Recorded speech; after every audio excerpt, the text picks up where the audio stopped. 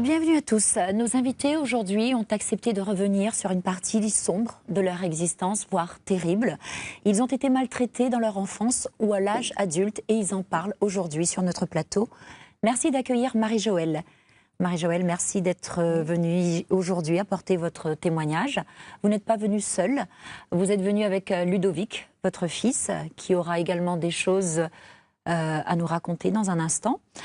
Merci d'être avec nous, Anne-Marie Rieser. Vous êtes la présidente de la FEV, l'association Femmes-Enfants Victimes de Violences. Et Priska est avec nous. Elle a décidé de témoigner, mais à visage couvert. Nous comprendrons pourquoi dans un instant. Notre référent aujourd'hui est Antoine Ouin, le psychopraticien, habitué des lieux. Merci d'être là. Marie-Joëlle, ça arrive à où quand vous étiez petit? Ma maman m'a eu à l'âge de 17 ans. Ouais. Elle est partie en métropole, fait sa vie là-bas en métropole pour travailler. Et maman est restée chez... C'est ma grand-mère qui m'a élevée. Et comme c'est elle m'a élevée, ben, elle m'a eu une enfance très difficile avec elle. Elle avait déjà 5 enfants à gérer. Donc, moi, mettais ça pour mes petites filles. Elle a eu une éducation très difficile. Elle était frappe, point oui, point non. Elle était grande beaucoup, donc nous étions vivre plutôt un enfant avait peur. Vous l'avez peur? Elle avait peur de elle parce qu'elle avait quand même une voix assez forte. Elle est une femme assez forte. Donc, ben, chaque fois que nous fait un truc ou ça à l'école, elle n'a pas bien apprendre l'école, il était tapé à haut, il tire les cheveux, il râle les oreilles, il gronde à haut. Le soir, pour dormir, il donne à manger, après il doit aller au lit. Si on a fait pipi au lit, il punit autrement. Et vous l'avez fait pipi longtemps au lit? Oui, jusqu'à 12 ans. À cause de la peur? De la peur, ou les frapper. Elle était regardée des mauvais regards avec ses yeux. Mais c'est son regard qui fait peur à eux, donc on m'avait peur d'elle. Et elle a puni à où longtemps avec cette... On avait une histoire avec le berceau, là. Oui, elle a puni jusqu'à 12 ans de rester dans le berceau. Pour quelle raison? Parce que nous t'ai fait pipi au lit. Et elle n'était pas contente? Elle n'était pas contente. À chaque fois que tu fais pipi, elle était tapée à nous dans tant qu'on fait pipi, elle n'achètera jamais un lit pour nous. Donc, vous t'es recroquevillée dans le berceau, tu dors mal?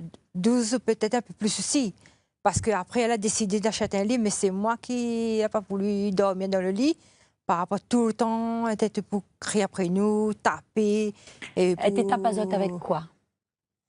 Avec sa main, ou sa petite fouette, aussi les cheveux, les oreilles. Elle était grande à nous beaucoup. Mais vous vivez avec la peur. Vous n'avez pas grandi un enfant, vous dites, ouais, un enfant heureuse, tout ça. Non.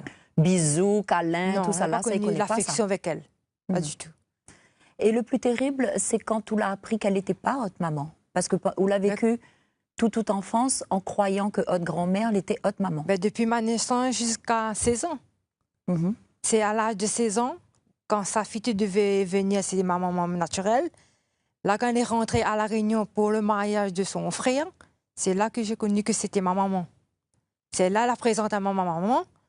Mais on peut dire que ma maman et sa maman t'attendent pas vraiment aussi. Il n'y avait pas l'entente par rapport qu'elle était enceinte très jeune aussi. Bon, mais comprend. Mais il n'avait pas l'entente du tout aussi. Mais ma maman, là, elle a demandé pour venir là-bas quelque temps à Marseille. Mais sa maman n'a jamais voulu. Et comment s'est passé les retrouvailles avec votre maman? Ben, quand elle est venue, elle était contente. Elle était heureuse de voir elle. Et elle? Elle aussi. Mais comme elle avait sûrement depuis son enfance et avec sa maman, là, il se passe des choses aussi parce qu'elle était là, oui, elle était contente, mais pas ça. Elle avait une distance. Ou tu vois, elle avait une distance. Une distance de quoi nous ne connaissons pas en tant qu'enfant, nous ne connaissons pas. Est-ce qu'elle a voulu emmener à où avec elle? Oui, elle a demandé à ma grand-mère pour emmener quelques mois à Marseille. Mais elle n'a pas... Au début, elle a dit oui. Et quand ma maman est partie promener un petit peu comme ça, là, elle a grogné à moi. Que ça, elle a dit à où? Elle a grogné à moi comme ça. Ma maman n'a jamais soigné moi, elle n'a jamais fait rien pour moi. Aujourd'hui, que ça ou ça là-bas. Sur ça là-bas, maman, ça fait esclave avec coup. Elle a grogné à moi et maman a pleuré, m'a parti chez une voisine. La voisine, elle m'a comme ça que, ben, il faut voir avec elle. Il faut discuter. Mais elle n'a jamais voulu. Jamais, jamais voulu. Jusqu'à aujourd'hui, elle n'a jamais voulu. Donc, il fait mon cœur gros, quoi. Parce qu'il m'a besoin de ma maman. Mais elle ne veut pas. Désolée, mais elle ne veut pas. C'est votre grand-mère qui ne veut pas. Ma grand-mère n'a jamais voulu. Mais ça va avec ma maman. Donc, ma maman, aujourd'hui, elle ne veut plus ici. Elle ne veut plus d'où non plus? Non. Et où la vivre longtemps comme ça, jusqu'à aujourd'hui, avec ma grand-mère, jusqu'à... Avec cette souffrance? Une souffrance. Disons jusqu'à peu près 20 ans, 21 ans. Parce Et après, que ça allait se passer? Mais elle a demandé pour venir en vacances avec elle. Mais elle n'a jamais voulu. Ou t'es en votre grand-mère? Oui. Pour elle, ma maman n'aurait pas ça à la misère. Parce qu'elle avait déjà... les enfants, elle avait 2 enfants là-bas. Déjà 4. Une sœur et 3 frères. Mais quand ils sont venus à la Réunion, c'était encore enfant. Bien sûr. Encore petit. Parce que le dernier avait 1 an. Benjamin avait 1 an. Et les autres avaient dans les 8 ans, dans l'âge comme ça, là, 8 ans, 9 ans. À quel âge on a quitté chez votre grand-mère que ça? Comment on l'a échappé? Par rapport que quand m'a échappé avec ma grand-mère, c'était à peu près peut-être 19-20 ans. Oui. C'est que comme elle a rencontré le père de Ludovic, mais à ce moment-là, c'était une première rencontre. Et le papa Ludovic m'a demandé un dimanche de venir avec lui, comme tous les jeunes. Oui, pour vous rendre... Mais le papa avait un décalage de 10 ans sur moi quand même, parce que moi, j'étais très jeune. Ben, il m'a dit oui. On parlait avec ma grand-mère avait été d'accord. Mais absolument, mais comme tes parents étaient plutôt catholiques, sur la religion était stricte, alors ils disaient qu'on va aller à la messe avant, après on va partir avec le papa Ludovic. Je dis, c'est bon, on va partir à la messe, on va imprégner le papa Ludovic, même ça à la messe avant, et après il venait chercher moi. Je dis, oui, aller à la messe, après il va venir chercher. Quand on finit à la messe, il dit, comme ça, si ça va avec le papa Ludovic, prends mon linge, allez. Et viens plus. Elle n'a pas donné le temps de réfléchir, rien. Elle oblige à moi de partir. C'était un 19 septembre, le jour de la fête de la Salette. Chaque fois, il arrive le 19 septembre, pour moi, c'était un mauvais jour, un mauvais souvenir. Donc, elle a procédé vraiment, elle est partie avec cet homme, mais c'était un homme que je n'ai pas connu. Papa n'a pas eu le temps de connaître cet homme. On est parti de force. Donc, ma rencontre, nous la partie, elle était chez des amis. Parce qu'il n'y avait pas un loyer encore pour machin. Mais après, il m'a dit, bon, il ne peut pas rester chez des amis comme ça, il faut nous trouver à nous un logement pour partir. Il avait déjà fait les démarches, et maman a essayé d'appuyer les démarches. Et du coup, et là, on a trouvé un loyer à Saint-Benoît. Jusqu'aux 3 ans, jusqu'à la naissance et aux 3 ans de Ludovic. Et après, où la élève Ludovic seul. Voilà. Ouais. À 3 ans, elle élève Ludovic seul. Bon, après, après, il arrive encore quelque chose de terrible. Après, là, elle a eu une aventure avec un homme.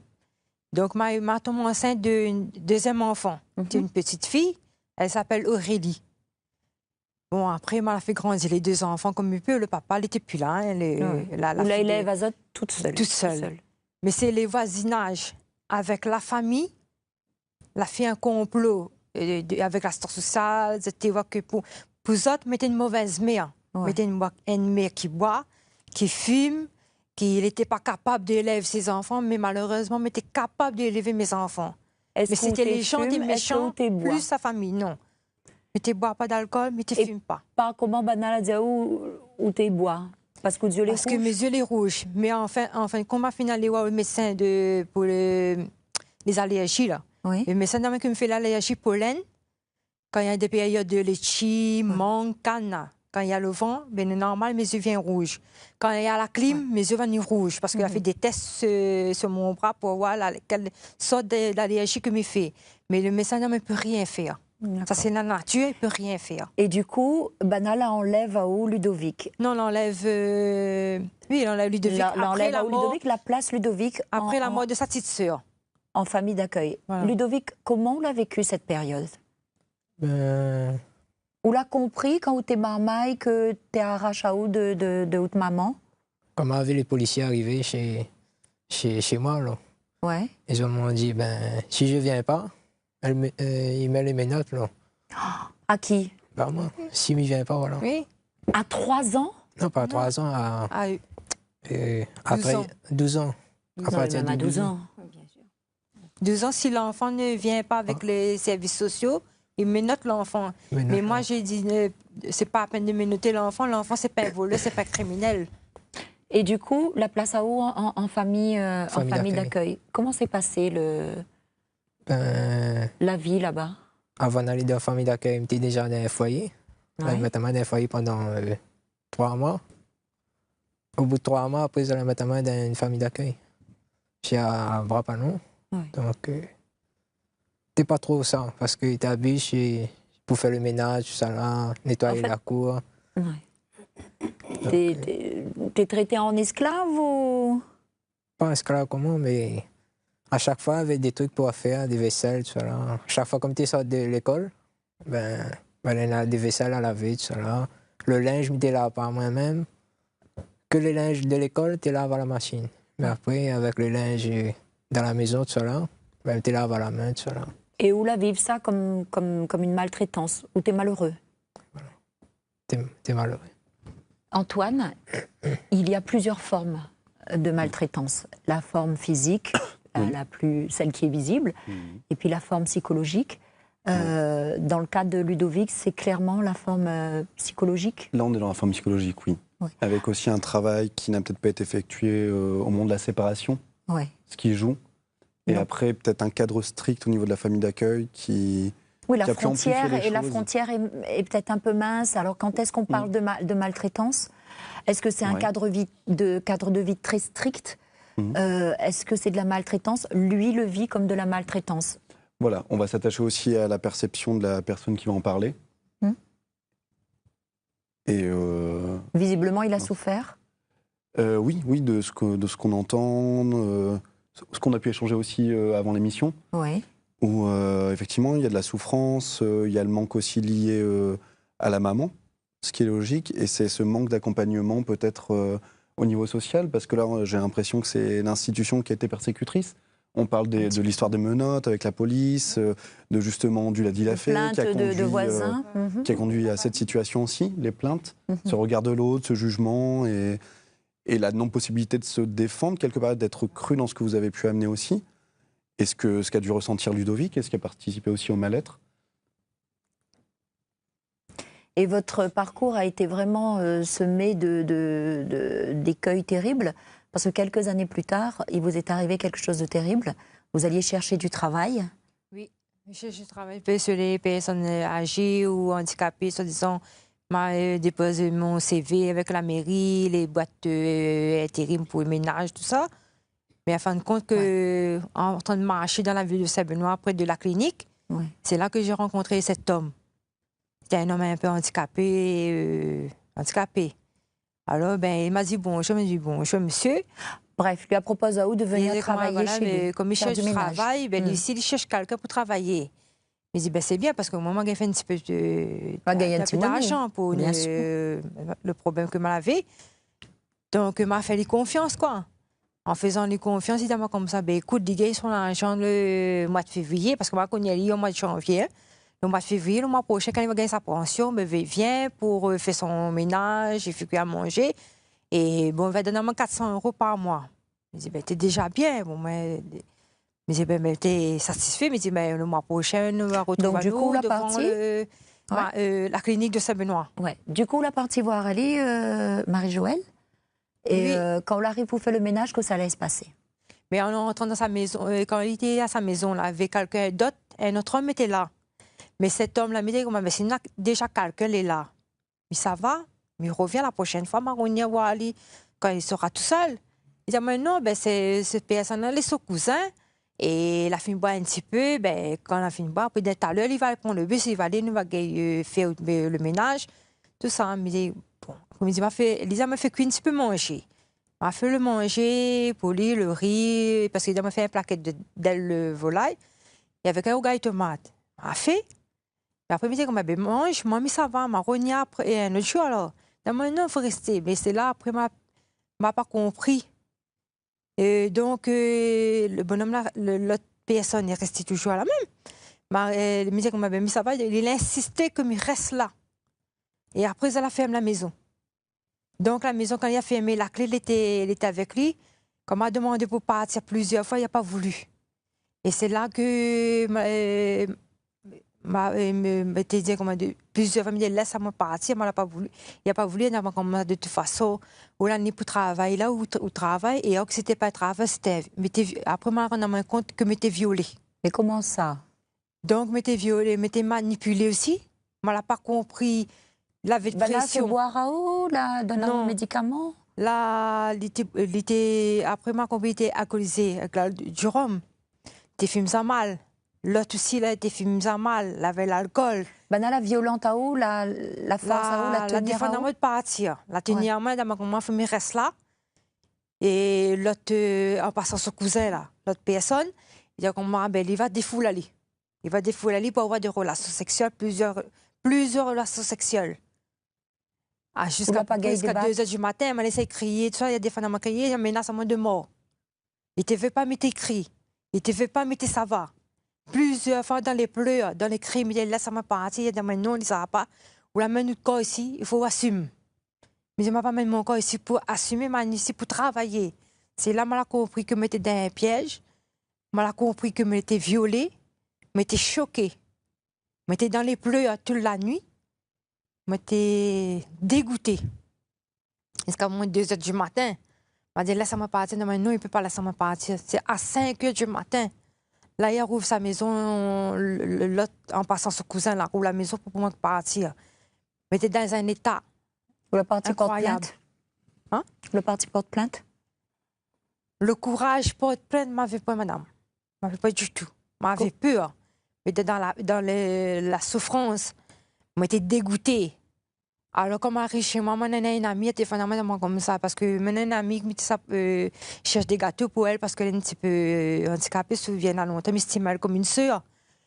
Mais cette fois-ci, le jour-là, le lendemain, elle y voit, mais ne vient pas, comme l'habituel. Elle était fondamentalement, pourquoi elle ne vient pas? Elle mettait en pleurs. Elle dit, donc là, c'est parce que tu choques, pourquoi il pleure, pourquoi il n'arrive pas à parler, pourquoi tout ça. Ben après, viens voir elle. Mais ouais, elle a vu moi dans l'état, mettait dedans, sa fille l'a téléphoné. Elle a dit, ne peut pas laisser moi. La fille de la femme qui mettait en le service, elle a téléphoné, c'était une amie à moi, une grande amie à moi. Elle a téléphoné, elle dit, ne peut pas laisser moi comme ça, il faut lui porter plainte. Mais les gendarmes, il y a un vilain défaut. Parce que quand tu prends les personnes, les victimes, là, tu tentes de crier sur les victimes. Ou la point de temps témoigner comme il faut, ou la point de temps réfléchir. Là, il pose des questions sur une vie privée depuis ton enfance. Il revient sur l'adulte. Il pose des questions. Le viol était passé suprafusé. La patiente interroge tous les voisinages où Samy habite. Et le voisinage où Samy habite, c'est contre nous. Donc, en fait, oui, de la mettre parole en doute. Voilà. Et nous l'a vécu ça. Je donne la écrase, ça nous trouve bien avec l'enquête des gendarmes, mais était beaucoup écrasé. Donc, moi, mes amis, pas juste parce que le viol était passé suprafusé, non, pas dans où ça m'habite. Comment la Gaï sort à au-delà Comment on s'en sort? On va voir un psychologue, on se rapproche de l'association. On est là un peu pour ça aussi, pour les aider. Oui. Et attention, ce qui est très bien, on va faire de l'écoute sans jugement. On ne doit pas juger, on écoute. Et contrairement, quand la victime ira chez un policier, vous comprenez bien que déjà, il n'y a pas de l'écoute, il y a déjà elles sont... Il y a du jugement. Du jugement. Et il ne faut pas, une victime, on écoute. Hein, Et qu'est-ce que propose l'association, Anne-Marie? Alors, l'association, quand elle nous appelle, on peut aller les chercher parce que le 3/4 du temps, elle n'ose pas sortir du domicile, donc on ira la chercher, on va la mettre en confiance, on va faire de l'écoute qui est important, parce que la première chose, c'est l'écoute, elle a besoin. Donc, des fois, c'est 3 heures d'écoute. Hein. Ça nous met aussi un petit peu... ça vous touche. Hein. Ça nous touche. Et après, là, on lui mettra en confiance, on lui dira ce qu'il faut faire, on va l'accompagner. Le 3/4 du temps, il faut l'accompagner chez les gendarmes. Il faut les accompagner aussi au tribunal, aussi chez l'avocat. Parce qu'elle, si on l'abandonne, on fait que de l'écoute et on ne l'accompagne pas, elle va tout laisser tomber. Elle va s'écrouler. Ah oui, elle va tout laisser tomber. Et c'est long, hein, c'est long, mais Mais on essaye de faire pour le mieux. En tout cas, vous accompagnez. Et vous accompagnez également des personnes qui, peut-être un jour, sont venues toquer à votre porte alors que le traumatisme, la maltraitance s'est déroulée il y a de cela bien longtemps. Et c'est votre cas, Prisca. C'est votre cas. Qu'est-ce qui s'est passé, Prisca? J'ai été violée à l'âge de 10 ans. Par qui? Par mon grand-père. Et au début, j'en ai fait des cauchemars. Et jusqu'à maintenant, parce que je suis toujours en thérapie. Et par la suite, j'ai été hospitalisée dans un hôpital, dans un service pour enfants. On me faisait faire des dessins, on me faisait jouer avec des jeux pour comprendre ce qui s'est passé, pour savoir pourquoi. Et ensuite, pourquoi vous ne parliez pas? Pourquoi vous étiez mal? Voilà, pourquoi j'étais mal, pourquoi je ne voulais pas parler, je me renfermais dans ma bulle. Et pendant ces 2 mois, je ne voulais pas voir de personnes de type masculin. Pour moi, c'était... après, j'ai réalisé que bon, ce que cette personne-là m'avait fait, ça a été mal, quoi. Je veux dire, il n'avait pas le droit de me le faire. Et j'estime qu'aujourd'hui, tout enfant, vous, parents, ou n'importe qui écoutez cette émission, c'est à nous, parents, de protéger nos enfants. C'est à nous, parents, d'avoir l'œil sur eux. Parce que parfois, les enfants, malheureusement aussi, ils le cachent, ils ne le disent pas par peur. Est-ce qu'on va nous croire? Est-ce que c'est vrai? Est-ce qu'on n'invente pas? Il y a tout ça qui compte. Alors aujourd'hui, il faut dire stop à tout ça. Parce que les enfants, ils ont besoin d'être aussi protégés. Autant que les parents, autant que la maman. Même que le père est violent, aussi, lui, il doit être aidé. C'est vrai qu'aujourd'hui, j'ai du mal à comprendre. Mais apparemment, dans la thérapie que je fais, on m'a expliqué que c'est tout à fait normal que le monsieur... Mais on m'a fait comprendre aussi, en tant que... Le fait que c'est moi qui ai été victime, c'est moi la coupable et c'est lui le... Oui, mais c'est dans la thérapie, en fait. On nous explique ça. On se fait passer pour la coupable. Quelque part, si on a eu ça, c'est qu'on l'a cherché. Mais en fait, non. C'est un travail qu'on fait sur soi-même, mais qui est très difficile. Et je peux vous dire que jusqu'à aujourd'hui, je suis en thérapie. Il y a des moments où ça va, il y a des moments où ça va pas du tout. Parce que bon, comme j'ai dit, j'ai pas voulu de cette vie-là, d'accord? J'ai une enfant que j'aime énormément. Je parlerai pas d'elle parce que je voudrais pas, voilà. Mais elle a également souffert. Mais je l'ai protégée. Et comme j'ai dit, jusqu'à maintenant, je la protège et je la protégerai jusqu'à la fin de ma vie. Mais moi, ce que je voudrais dire, même que ma mère n'a rien fait, il faut qu'elle sache... Mais vous lui en avez parlé? Comment? Est-ce que vous lui en avez parlé, Prisca? À ma mère? Oui. Ben, elle le savait parce que c'est une autre personne qui lui a dit. Parce que j'ai été chez le médecin et tout. Donc, suite à ça, bon, j'ai fait des cauchemars et tout. Et c'est pour ça que j'ai été hospitalisée. Et de là, et bon, ben, jusqu'à aujourd'hui, même que ma mère, il y a vraiment un conflit, quoi. Hein. Peu importe ce qu'elle a fait, ça reste ma mère. Je l'aime et je l'aimerai toujours. Et votre grand-père, est-ce que vous l'avez revu par la suite? Est-ce que vous avez porté plainte des années plus tard? Ben non, parce qu'il était plus tard. Il est décédé. Et c'est après que j'avais appris qu'on avait le droit de porter plainte au bout de tant d'années. Parce que malheureusement, nous, en tant que victimes de viol ou de violences conjugales, on a des droits, mais parfois qu'on ne sait pas, et qui sont malheureusement bafoués. Et ça, je suis désolée, pour moi, c'est inacceptable. Parce que quand vous voyez que quand moi j'ai quitté mon mari, on m'a dit que j'étais majeure, je pouvais partir. Donc ma plainte n'était pas recevable. Donc c'est vrai, quand on arrive dans un commissariat, on vous juge directement. C'est comme si que, bon, ben, si vous êtes là, voilà, vous avez accepté, point final, quoi. Non, on ne l'a pas accepté. On n'a pas demandé à se faire violer. Et on ne demande pas à se faire violer et ni à se faire cogner dessus. Alors je pense qu'il faut arrêter de faire comment dire, de dire que les femmes cherchent. Non. Moi je prends mon exemple, mon corps, il faut qu'il soit couvert. Mon corps, je ne veux pas qu'il soit découvert. parce que je ne veux pas montrer mon corps. On a fait du mal à mon corps. Aujourd'hui, je fais du mal à mon corps aussi. J'essaye de m'en sortir. Mais je peux vous dire, quand on a pris votre chose, la plus précieuse quand vous avez 10 ans, c'est un truc que vous n'oubliez pas et ça reste gravé à votre mémoire à tout jamais. Est-ce que votre grand-père, pour vous, a détruit votre Ah, vie? tout à fait, oui. Même que je l'ai pardonné, hein, même qu'il soit décédé, oui, même qu'il soit décédé. C'est vrai que les gens n'arrivent pas à comprendre pourquoi on pardonne. Mais après, il faut se dire aussi que, comme on dit, sur la terre, on a des amis, on a des amis. Mais comme on dit aussi, aimez vos ennemis et aimez vos amis. Mais moi, j'aime tout le monde. Et au contraire, je veux aider tout le monde pour éviter justement de penser à ma souffrance. Mais c'est après, quand je me retrouve, c'est là où bon, ben, les choses dérapent. J'ai déjà fait plusieurs TS, malheureusement. Et, Tentative de suicide. voilà, donc... mais comme j'ai dit, si vraiment j'étais seule, j'aurais recommencé. Mais c'est vrai, parce que ça me traverse vraiment l'esprit. Parce que j'en ai marre, j'ai un ras-le-bol total de dire qu'on ne se sent pas écouté quand on va chez les flics. On est reçus comme des chiens, excusez-moi l'expression.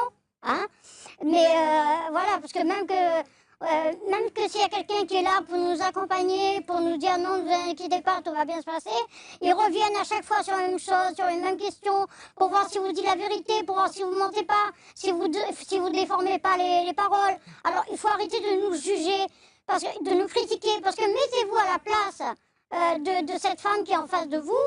Hein, si ça arrivait à un membre de votre famille, vous feriez quoi, monsieur, au niveau de la justice? Mettez-vous à la place de la personne. Moi, j'ai posé cette question à un juge. Pourquoi tant de temps pour traiter une affaire de viol? D'accord, hein, il faut plus de 3 ou 4 ans. Et 15 jours avant le procès, voilà, il n'y a pas eu de justice, quoi. Donc, je pense qu'il faut arrêter parce que moi, cette souffrance, elle est toujours en moi. Et vous avez malheureusement, beaucoup de colère je vais aussi, vivre avec ça. Prisca. Et refaire ma vie aujourd'hui avec un homme, pour moi, pour moi, non, c'est pas possible. Parce que pour moi, l'amour, c'est un viol. C'est pas de l'amour.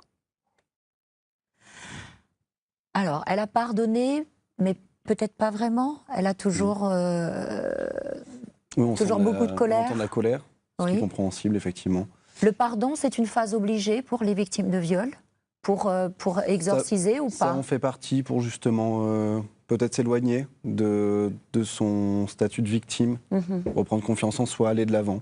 Mais là, de ce qu'on entend, c'est qu'il y a, comme les autres témoignages, c'est que finalement, c'est au niveau de la construction identitaire, c'est compliqué, puisque c'est des personnes de confiance qui font partie de l'environnement proche.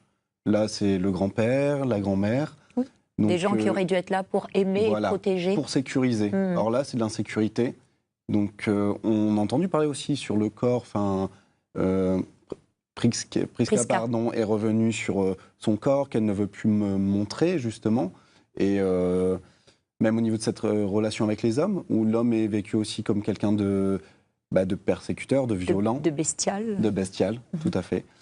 Et donc, c'est là aussi où c'est important d'aller voir des associations, de faire un travail sur soi et de pouvoir extérioriser, de venir témoigner comme ils sont en train de le faire aujourd'hui. Ça peut peut-être aider, accompagner la personne, aller de l'avant, sortir, justement, libérer la parole par rapport à ça, tout simplement. Eh bien, merci beaucoup Antoine, merci à tous d'être venus sur ce plateau. N'hésitez pas, vous qui avez été victime ou qui êtes victime de maltraitance, les psychologues sont là, l'association Femmes-Enfants Victimes de Violence est là également. Vous pouvez les appeler et trouver en tout cas une écoute ou un secours. Merci à vous de nous avoir suivis. Vous pouvez revoir l'émission en replay sur Plus et sur La Première. Vous pouvez partager, liker et proposer des sujets sur notre page Facebook. À bientôt.